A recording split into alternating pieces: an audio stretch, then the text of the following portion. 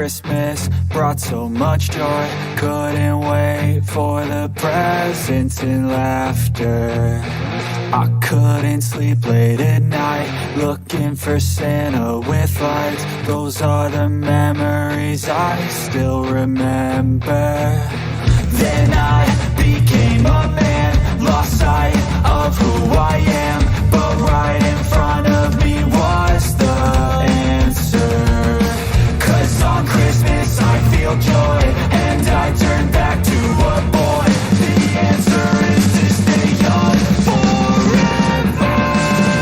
This is not a Christmas, this is not a Christmas song, this is not a Christmas, this is not a Christmas song, this is not a Christmas, this is not a Christmas song, this is not a Christmas, this is not a Christmas song.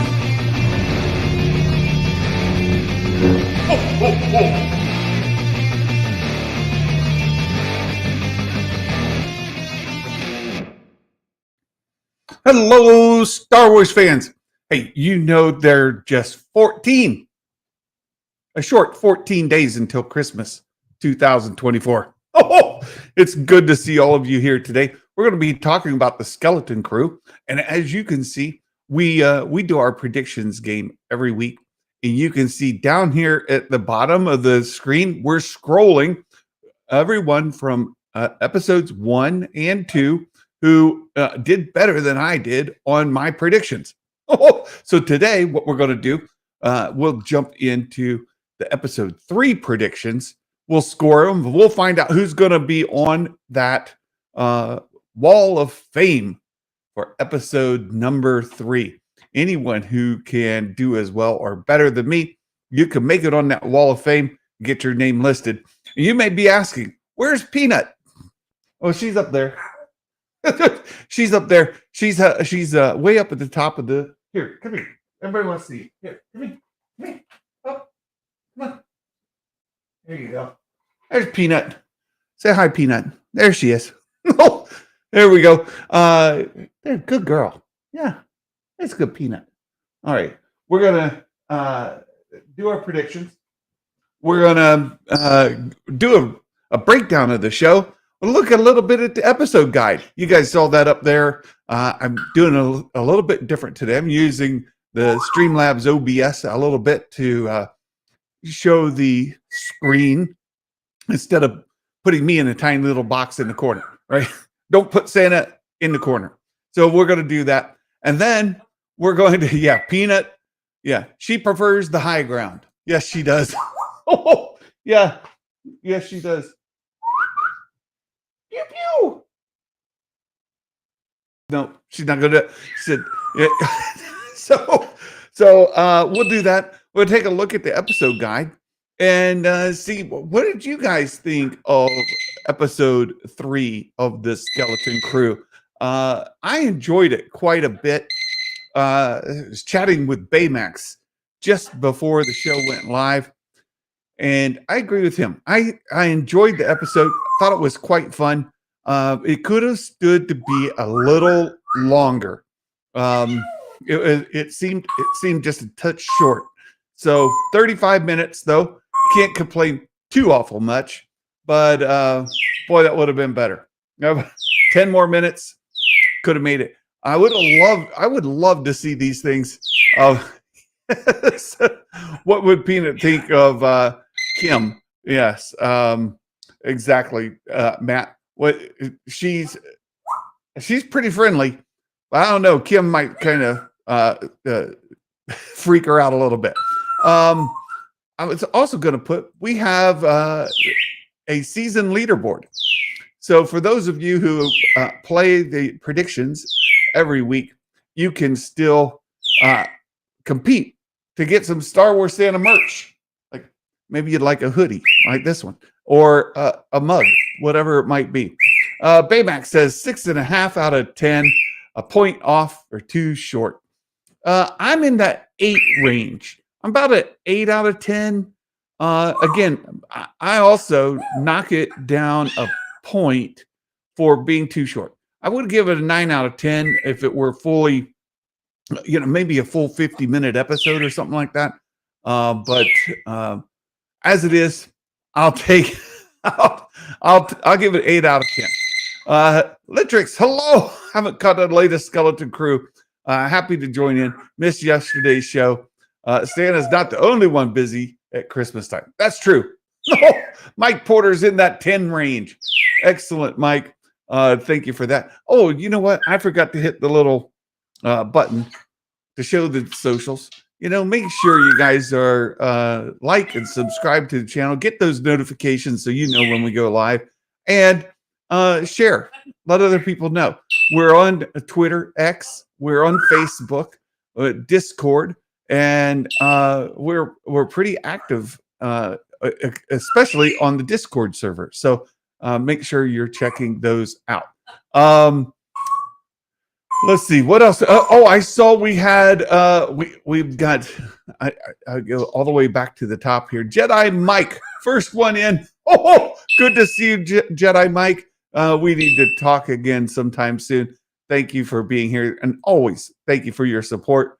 Jedi Skywalker's Academy. Good to see you as well. Thanks for being here. No, yes. Heir to the Empire Vintage Collection Set pre-order goes live at the top of the hour. And if you are a fan of that Legends material, it's not a terrible price. It's right around $50 US. And you get 3 figures. You figure a lot of Vintage Collection characters figures have been going in that $20 range, like $18 to $20. Easy math on 20 is 60. Minus 8, 52. So you get a bit of a break, right? Or minus 6, 54, right? 18 each would be 54. So you get a little bit of a break at $50. So those go, the pre-orders go live here shortly. The Sabersmith, hello. Good to see you as always. Nerd Mafia, thanks for being here. And of course, Mike Porter, Matt Risman, Baymax, and I have a cut of everybody. Litrix, good to see you. Ducky Momo, hello. He's driving in terrible weather, watching but won't be chatting. Okay, it's a little bit east of me. We have a little bit of snowy weather out there. It's not too bad though. So there you go. All right. Let's get into it. And I want to start here with this. Every week, StarWars.com, they publish the episode guides. And they go live about noon Eastern. We went live a little bit late, 12:30. I had some work stuff this morning. Couldn't get the show prep done. But let's take a look. There's some interesting things in this article, as Matt Risman posted over on Meg's Discord. And this is definitely worth reading together. It says, so there's spoilers. They say spoilers. If you haven't watched it, we're going to spoil it for you. The story details and plot points from the 3rd episode of the Skeleton Crew. Said Jod Nawood is proving himself to be quite useful and rather un-Jedi-like in his methods. Well, of course he's un-Jedi-like. He's a bit of a, as Matt pointed out, the word scoundrel is used, right? So it says, let's see. That's probably because, at least according to one former colleague, he's actually the pirate Captain Silvo. Well, we knew that. Pirate Captain Silvo, it was in the credits on episode 1 that Jude Law was playing Captain Silvo. So there you go. There's that. And then, or is he Crimson Jack? Well, Crimson Jack is a guy, a big red bearded kind of guy. Much like our friend Ezra Bridger would go by the alias of Jabba the Hutt. We've got Jod Nawood here going by the moniker of Crimson Jack. Not who he is, but using that as an alias, right? Um, Star Wars Fits. Hello. Loving the series more than you thought. 9 out of 10 from him. It says Fern and Wim and KB and Neil will have to untangle who they can really trust before it's too late. But an observatory moon provides some clues to get them back home and help them find the ally in the wider galaxy. I want to make a note about that because this moon that they visit and they meet with the owl lady, right? Kim, they meet with her and she gets the directions to what they believe is going to be at Aten. And it might actually be hard to say. I'm just trying to put together some of the pictures we've seen, some of the scenes that we've seen in the previews. And if they go straight back to Aten right now, go home, the show's over. All right. Episode 4, surprise finale. No, it's not. It's an 8-episode series. So I'm suspecting, and we've seen where they go to this like casino area, and they're all in disguises.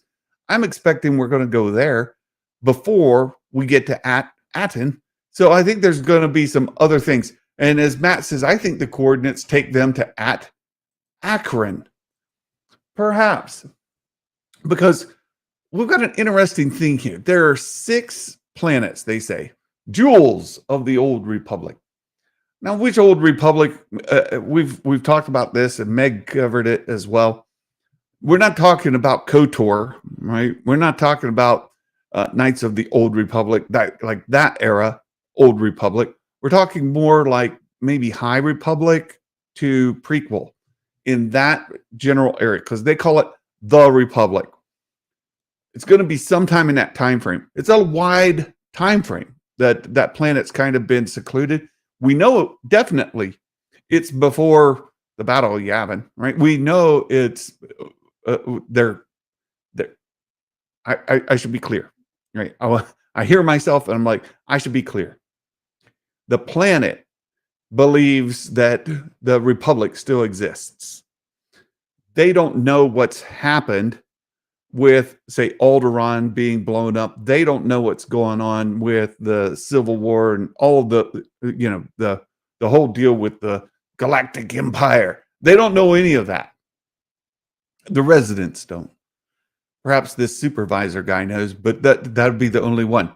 So the planet is kind of in this prequel to High Republic era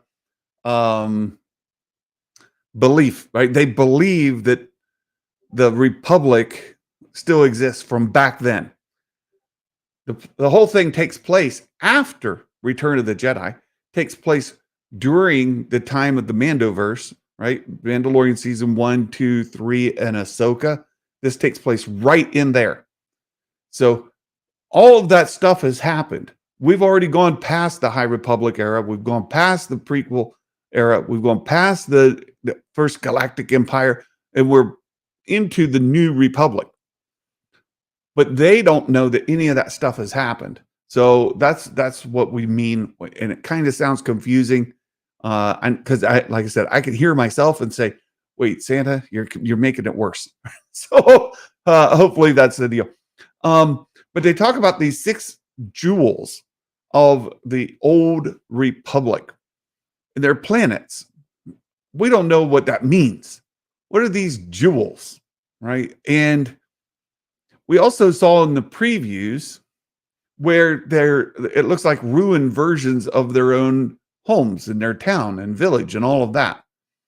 And there's a scene where they're like wearing, it looks like they're going into combat, right? They've got arms and they're moving forward. There's like destruction around them. Where is that? I don't believe it's their home. I believe it's somewhere else. Is it at Akron? Perhaps. Or is it one of these other jewels? When they said that these jewels were destroyed, I don't think they meant like Alderaan. Now it's blown to bits.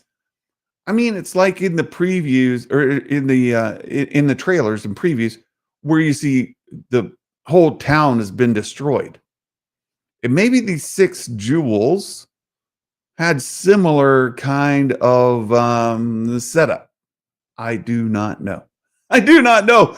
Baymax, this went through my head as well. Is the supervisor a Wizard of Oz type, lying to his people? Are they actually shielding them from the truth to be kind, or is it malicious deception? That's great questions. Absolutely great questions. I'm excited to find out. So let's get back into. They're trying to get back home. I don't think they're going to go straight back home. They've got some other places to go. We've got the place where that giant crab turtle things coming out of the mountain with the snow and all of that. There's plenty of things still yet to happen, right? So it says, very interesting as an astrogration problem. And that was Kim. She said that the owl lady says trinkets cover every surface of Kim's abode on the observatory moon. She gave me very strong Maz Kanata vibes too. But there's no map to At-Aten among them. After narrowly escaping from the pirate brig and convincing Jod to go back for Smee, SM-33, Wim, Fern, KB, and Neil have to decide if Jod is as noble as Wim hopes. A theremin composition ushers us into the strange new world, the music, right? Where Jod is seeking out an old friend who can help. Or call on the New Republic, right? Or call in the New Republic. Maybe both. Kim clearly doesn't trust Crimson Jack, Jod, aka Jod. Whatever their past dealings, she knows better than to become an accessory to what she assumes to be a kidnapping, right? This guy's, there were nine jewels. Sorry about that. Yeah, Matt, 9 jewels. Now there's just Aten. If Kim is correct, but I think the settlements on the other 8 were destroyed, not the actual planets themselves. I agree with you. Absolutely agree with you there. 100%. Right. Nerd Mafia, it's pouring out and I don't feel like getting out of my car. I guess I'll have to listen live for a while. Fair enough. Fair enough, my friend. It says, ironically, meeting the children of Aten is like something out of a fairy tale for the people of the larger galaxy. This reality completely flips Wim's assertion that they come from a place that's totally boring, right? Well, there's a lot to learn, right? What is going on at Aten? We don't know. It's a mystery to us as well. So we got to kind of go along on this ride, right? And that's the beautiful thing about this show. We're going along for the ride. We want to know what's going on there. It's clear, abundantly clear, that something's not straight, right? And we don't know what it is. We got lots of theories and speculation, but it's clear that we don't know, and we're looking to find out as well, right? Just like the kids don't know what's going on. They're beginning to suspect, right? But they don't know. What do our parents do? They're analysts and they have boring jobs, but they're analyzing and doing boring jobs about what exactly? We don't know, right? This is At-Aten is only remembered in children's stories and pirate shanties, and they're thought it was just safe and quiet home planet, right? They thought it was just a quiet and safe. Now here we go. As the Rangers of the New Republic arrived to answer Kim's call. And I saw Meg tweeted this recently. Rangers of the New Republic. Remember a long time ago in a galaxy far, far, no, a long time ago, there was a meeting, and in the meeting, Kathleen Kennedy came out, and there was this huge display behind her with all these logos about shows that were coming to Disney Plus, and it included things like Lando and A Droid's Tale and Mandalorian, another season of Mandalorian, and Skeleton Crew, and Andor, and the Acolyte. There were all these things listed on there. One of the things listed on there, the things, was this: Rangers of the New Republic. And it had this logo. It looked like wings. Rangers of the New Republic. It was a thing. And then something happened, and Gina Carano parted ways. They parted ways with Gina Carano, and Rangers of the Republic kind of dissipated, right? And we've been wondering what's going on with that thing. Then word came out that they were taking story points of it and spreading it out into other shows. Well, here you go. Here's one right here. It says, Rangers of the New Republic arrived to answer Kim's call. The children must make a split-second decision. They run back to the ship following Jod and the coordinates home. But before they depart, KB shows her brass and makes sure Jod knows where she stands. We're not partners. You work for us. And then with Neo and KB at the helm and Fern and Wim at the gunner turrets, the foursome works with Jod to make the jump to light speed toward Kim's coordinates. So the question, StarWars.com asks, will Kim's coordinates get them home? I think that will. I'll say yes. But they won't make it straight there. And we'll get into some of that here in just a little bit. Because I think the Onyx Cinder can't get them there. Right? And they're going to have to get parts. We need to find ourselves a compressor. We need to find ourselves a power converter. Maybe they need to go to Tashi Station. We don't know. There's some places they got to get. And there's something they're going to need to get themselves there. And I think we'll get more along the way as it goes. So I would say her coordinates will get them there, but they've got to get the ship in some sort of shape to make the trip. The Santa said the show isn't straight, but well, that's out of context. Skelton Crew officially woke. Thrawn Kill, wonder what my score was. We're gonna get there in just a bit. Skywalker's Academy. Do we still think Gina was the lead role? I never did either. Skywalker's Academy. I think she had a major role, but I do not believe she was the lead. I'll say even not a co-lead, as Thrawn Kill said. I think she had a major role, and her story would unfold there. But she wasn't an X-Wing pilot, and these Rangers of the New Republic, as it said in this article, they're X-Wings, right? That are coming up. So I think it involved more, right?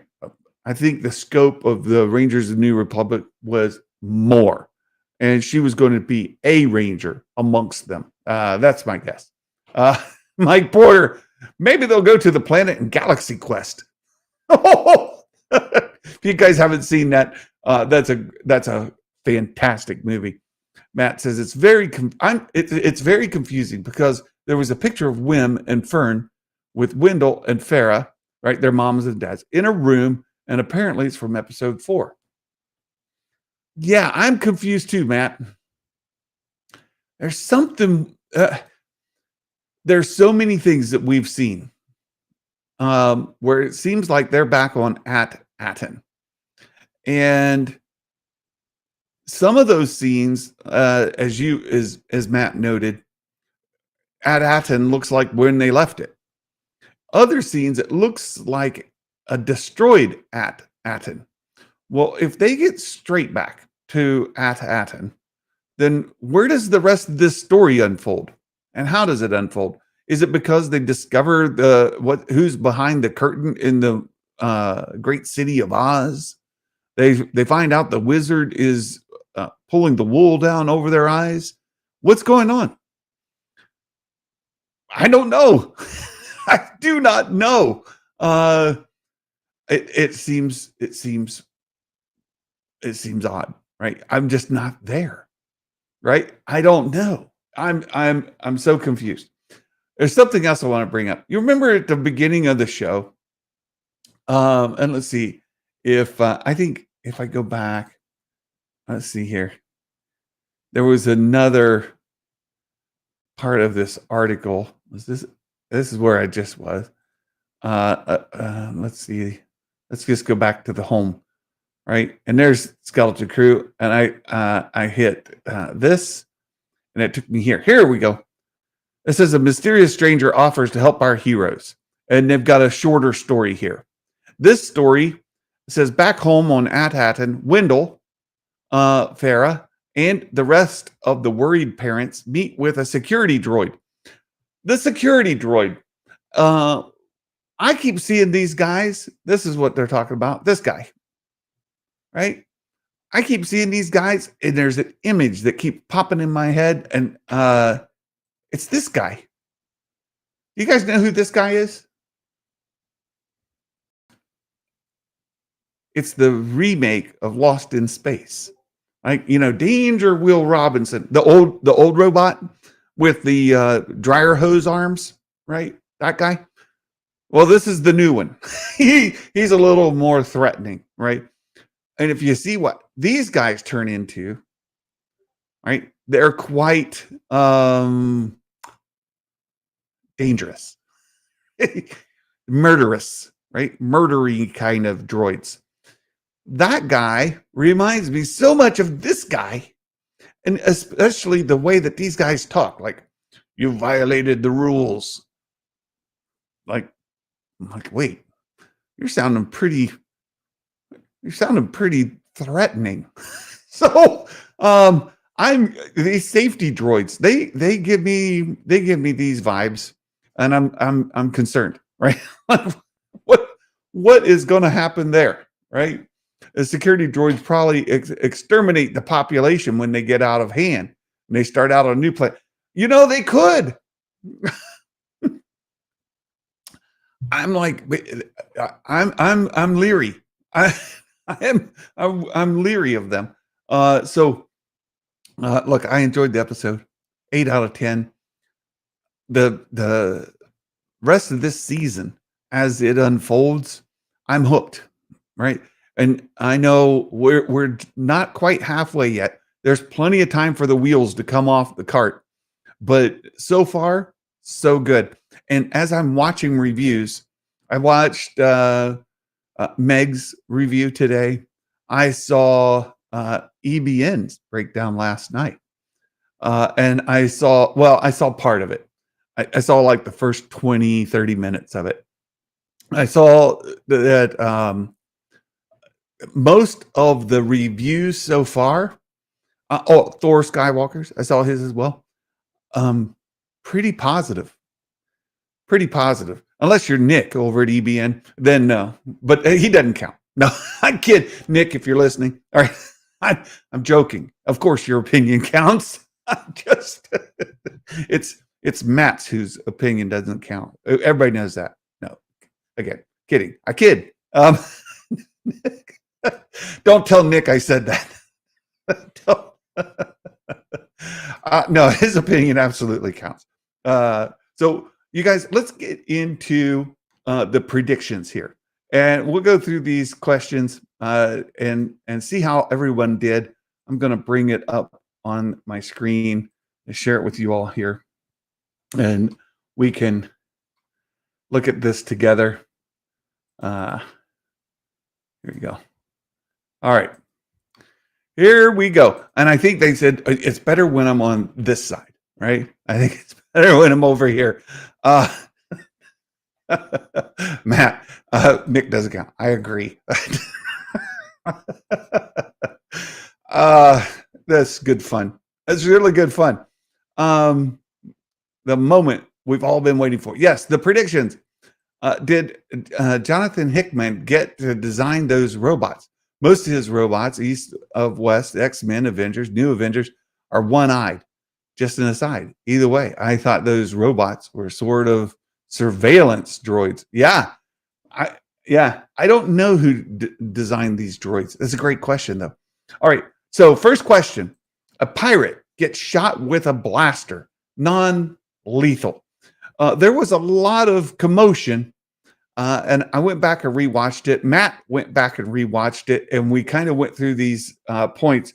No, there was no blaster shots.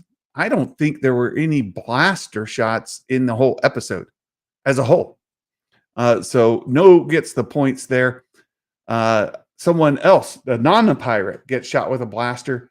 No, absolutely not.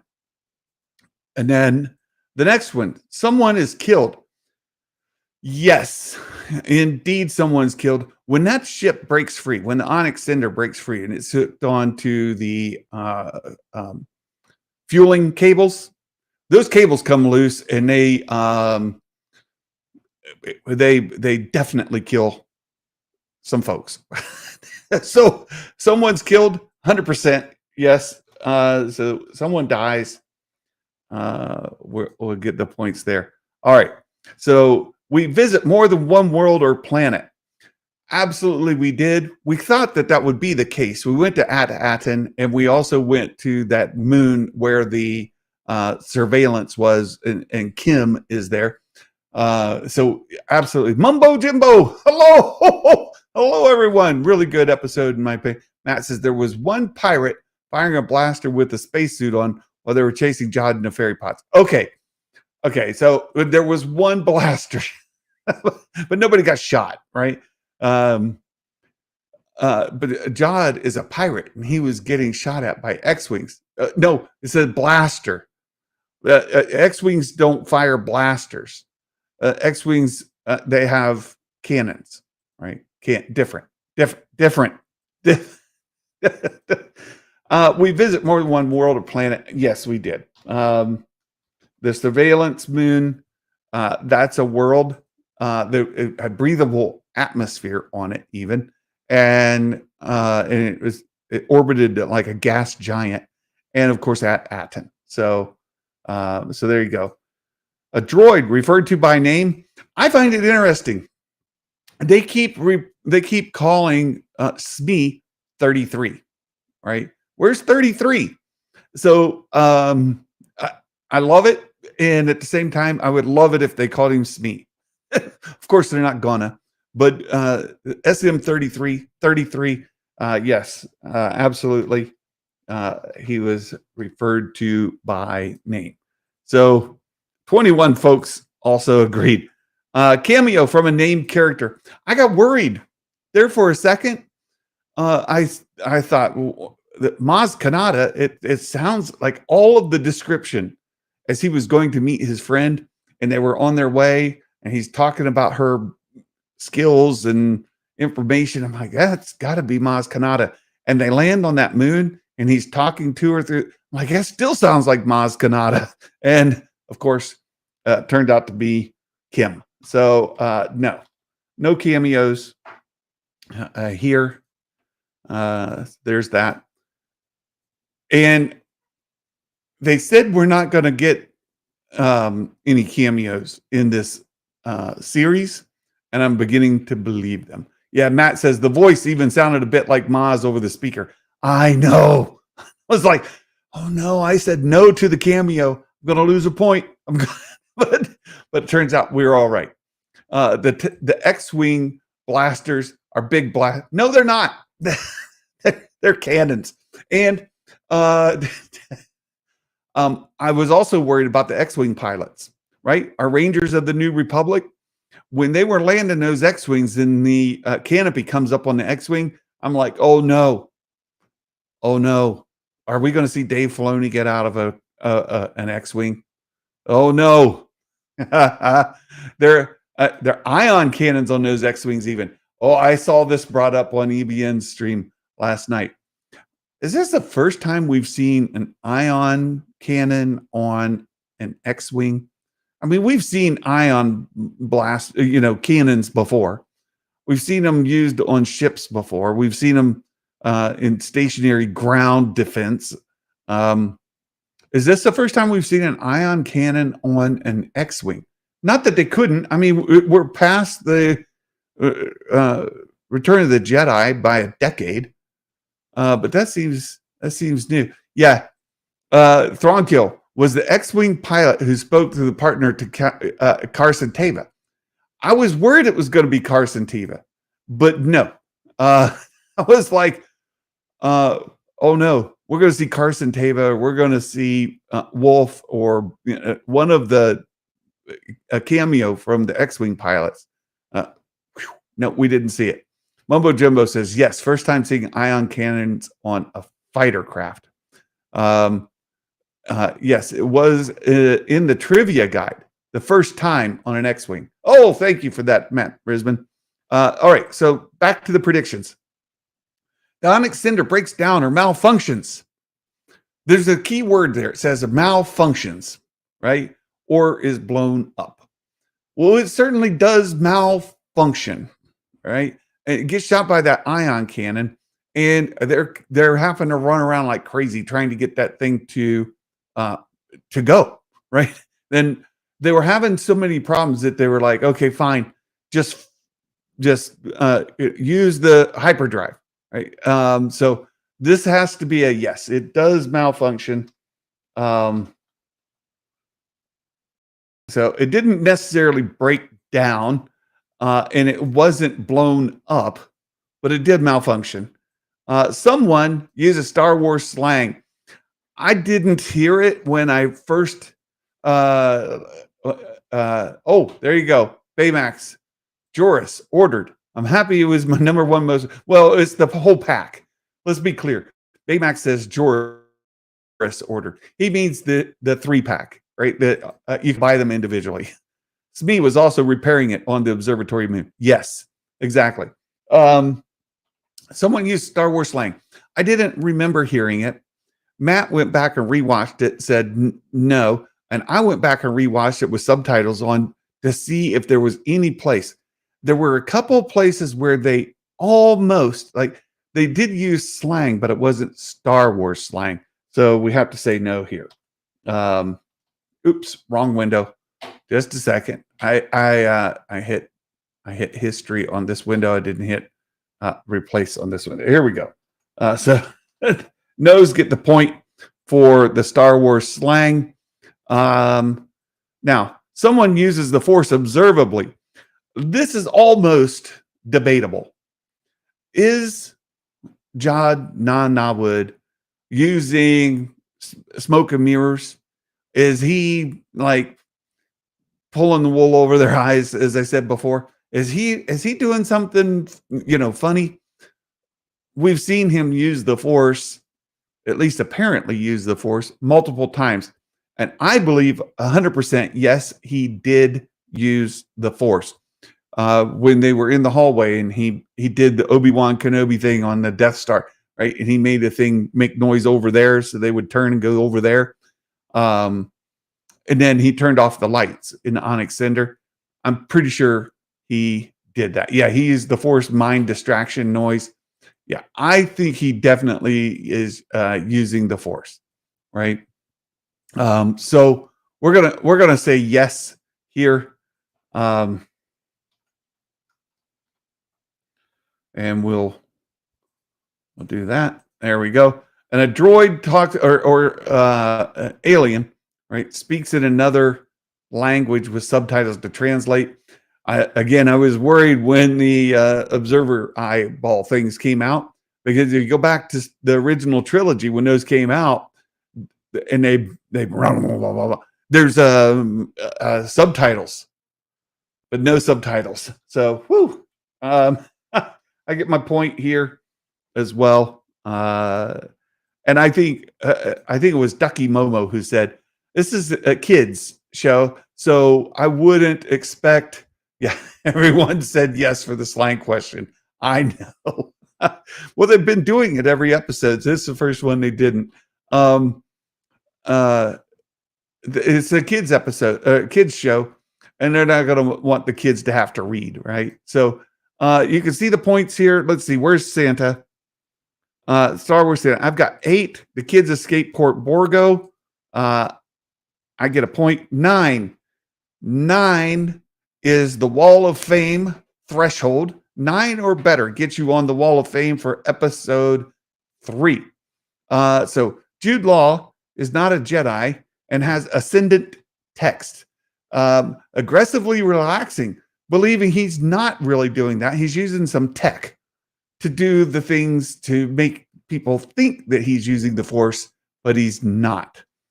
I can't give you the point, but I'll tell you what, AG, if we get back to find out later that he is, I'll give you 5 points. I'll come back and give you 5 points back here. The crew will rescue Smee before fleeing Port Borgo. Baymax gets the point because we saw Smee in other trailer things after this. So absolutely. Fitz says, dank ferret. I know, if only they'd said that, Fitz. We see Smee get repaired or partially repaired. Brent, yes, you get the point. KB reactivates Smee. Oh, she actually does. So when we get there, Jod, he turns him on. He identifies himself. He turns him back off. They put him back on the Onyx Cinder, and it's KB who turns him back on again. So Brett Phillips, what are we going to do with this guy? Right? Because this guy here, look at these points. This guy here, he gets these 5 pointers. KB reactivates Smee. Somebody please tell me that we saw that in a trailer or something. Because, yeah, hashtag Brett cheats. Right? Somebody tell me that we saw her turning him on somewhere so that Brett just gets 1 point.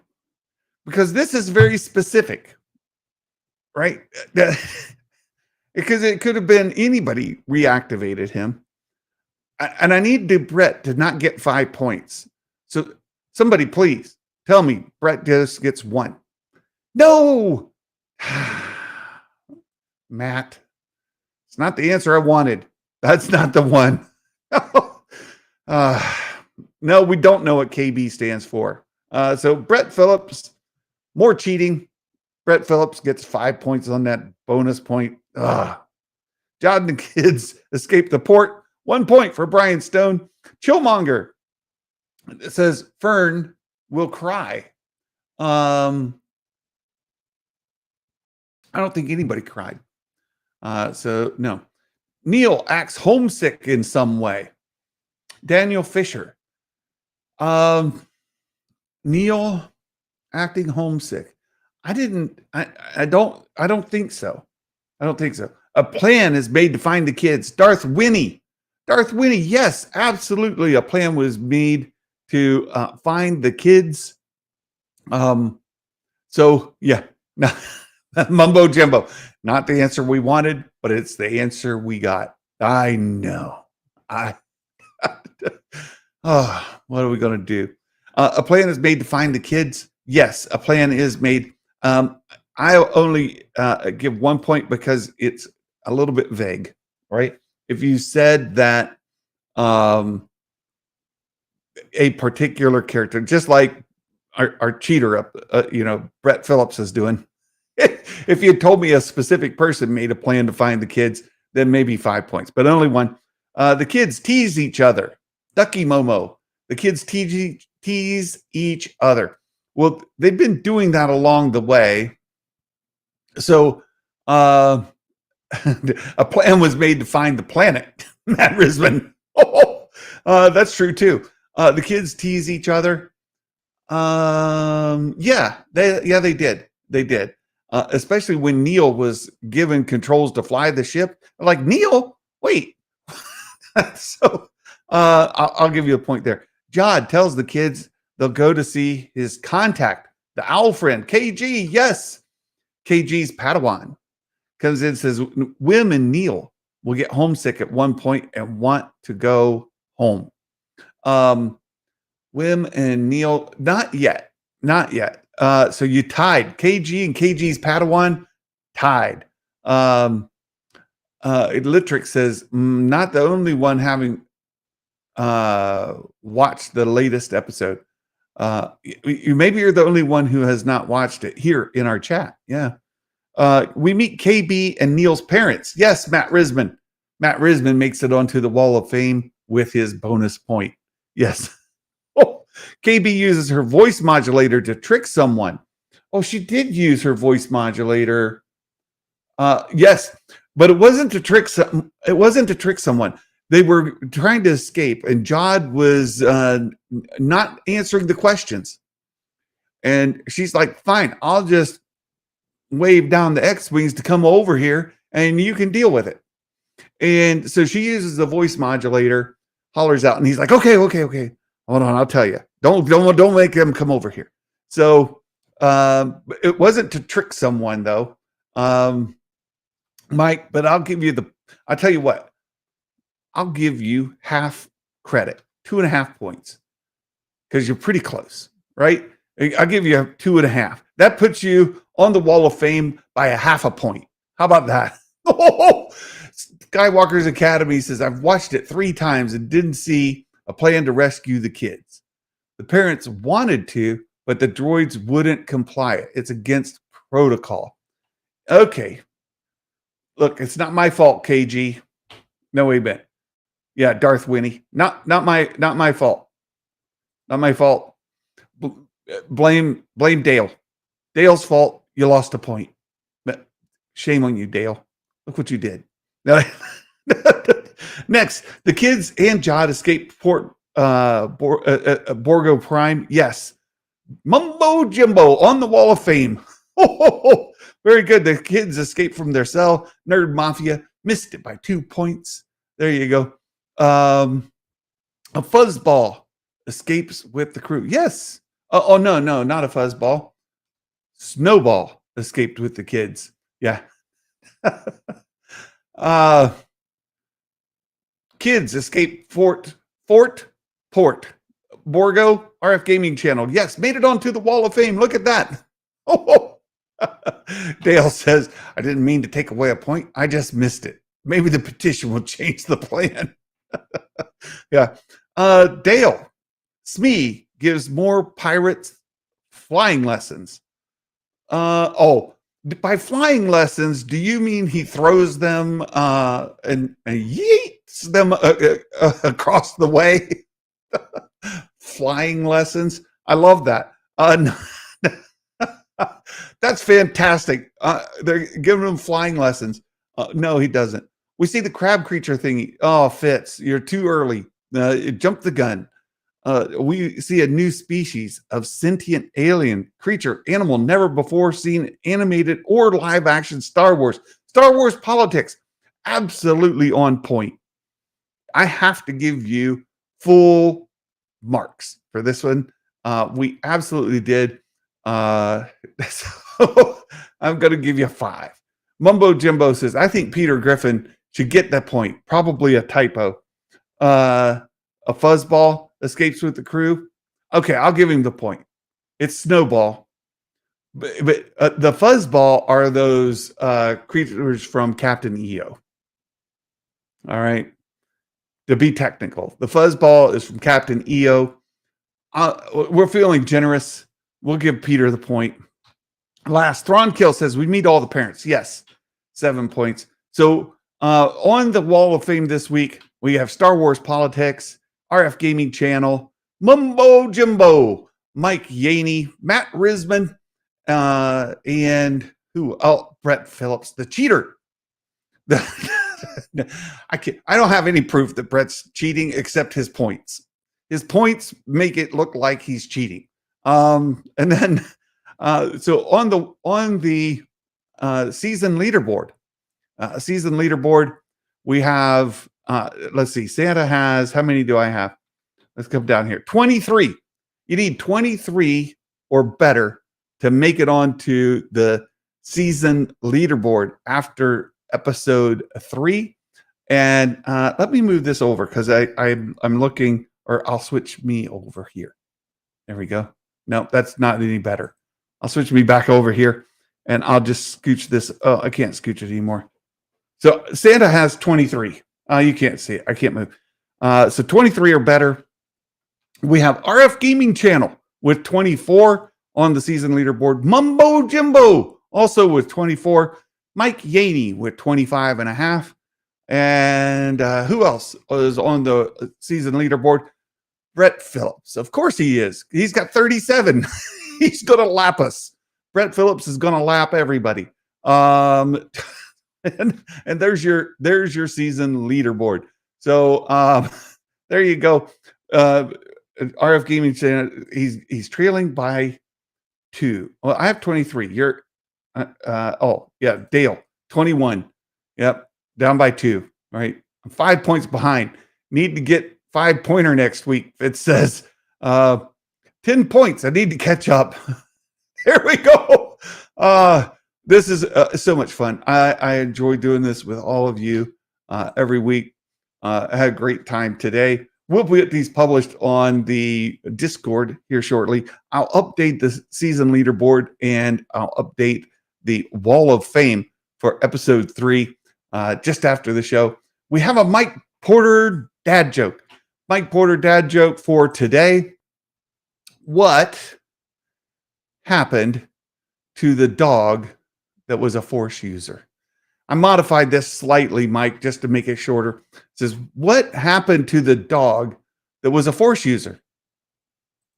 Well, Scruffy went to the bark side. Oh, he went to the bark side. My dogs go to the bark side every time the door alarm goes off or the driveway alarm goes off. They go to the bark side every single time. Makes us crazy. So there you go. Great to see you all again. Thank you, Mumbo Jimbo, Matt Risman, Litrix. Thank you all for being here. Ducky Momo, and KG, all of you. Thank you so much. Kieran, Dale, appreciate you guys interacting here in the chat. I hope you have a wonderful day. We'll hope to see you Friday. Hope to see you Friday when, there we go, the chosen pun himself right here. Right here. There's the chosen pun. Good. Thank you, Mike Porter. Friday for the news of the week. We certainly do have some news of the week to share. So if work will permit and I'm able to pull it off, we will do that this Friday. And so until then, my friends,